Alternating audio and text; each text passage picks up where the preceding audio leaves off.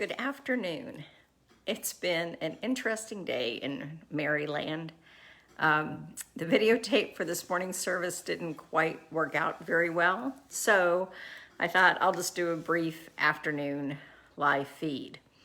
The thing about doing an afternoon live feed on Sunday afternoons when I've done the sermon twice on Sunday, it just sounds so old to me. So I'm going to focus in a different place in the scriptures than where I did this morning.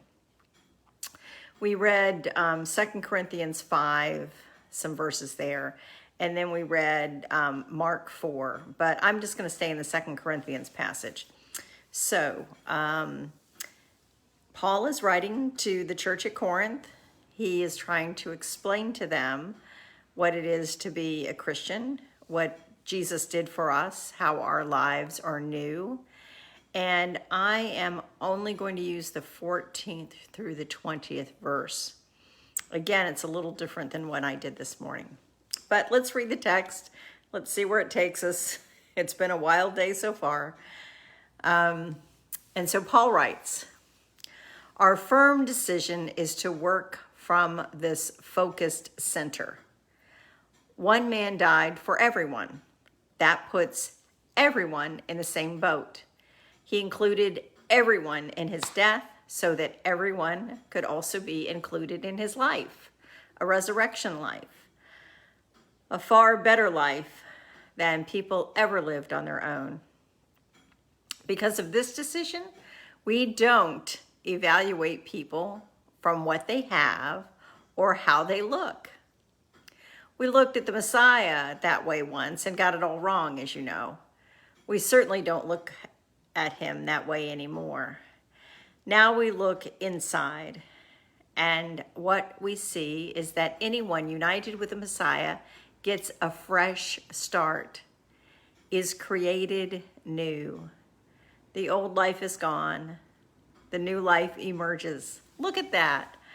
All this comes from God, who settled the relationship between us and him, and then called us to settle our relationship with each other." So I'm going to stop it there.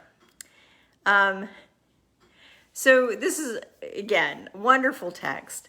And I sometimes wonder whether the human beings on the planet have really gotten this memo that, as Paul writes, and as Jesus did, that everyone is put in right relationship with Christ, that there isn't anyone who is outside of that grace.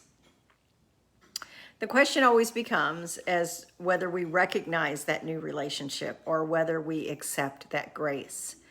A lot of the text in the 5th chapter of 2 Corinthians talks about life after our death. And so I've always kind of wondered, if we don't get those things accomplished that on our life in this world, then do we start working on it after our death?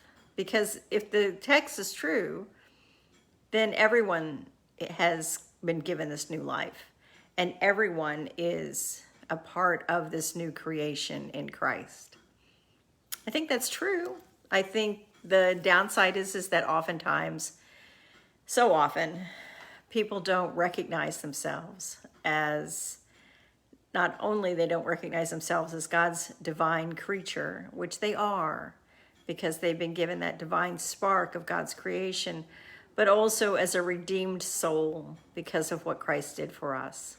So we are created and redeemed. The question is whether we look at that. But I have. You guys have heard me before. I believe in Jesus Christ. And so I have done that. I have believed that God has created me.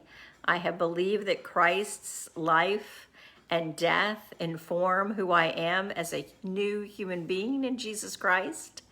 I believe that as I die in a death like his to let go of my old self, I am risen into new life with him. All of these things I believe. And so what it says is that because of my perspective as a person of faith, that I don't evaluate people from what they have or how they look. Imagine if our world was like that. that simply what we looked at as human beings is who that person was.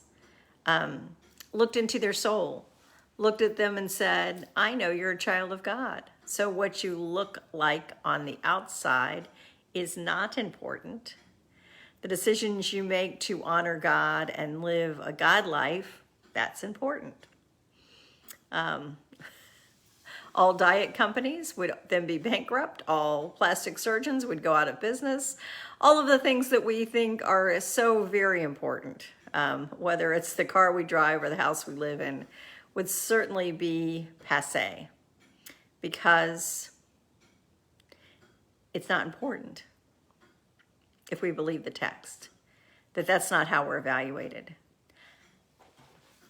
I think the text is correct. I think the Bible is correct. I think the way that God evaluates our life as human beings on this planet has nothing to do with what we own. We certainly can't take any of it with us when we go and see God for that final journey. But it's only ourselves, our soul, that goes. And so the work we've done on that becomes very important. I love visiting the monastery. I haven't done it in a long time. But the Benedictine folks up in Elmira would bow to one another whenever they saw each other going from this place to that, from work to chapel. And so as a person on retreat there, I would get in the habit of doing that. And in the Rule of Benediction,